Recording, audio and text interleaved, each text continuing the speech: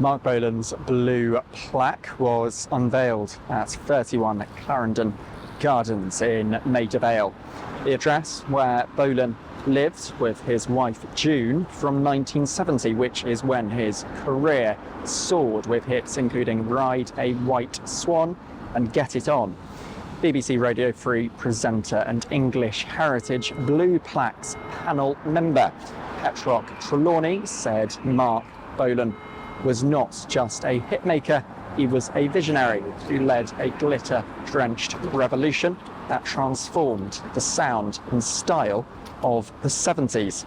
He added that the plaque in Maida Vale marks the building he called home at the peak of his artistry. From here, he captured the imagination of a generation.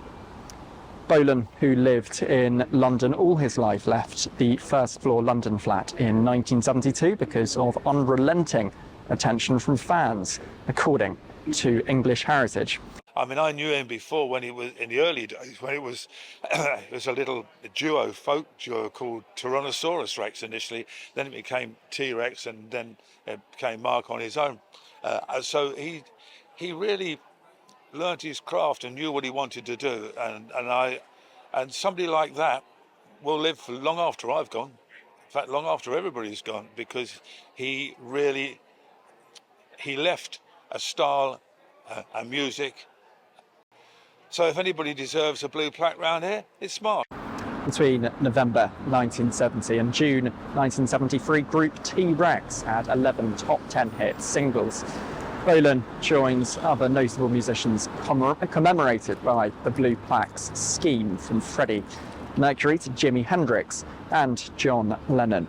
The track I'm Dazed has been mixed from master tapes by musician Stephen Wilson and comes backed with an unearthed studio take of Billy Super Duper. The London Blue Plaques scheme, now run by English Heritage, started in 1866 and is thought to be the oldest of its kind in the world.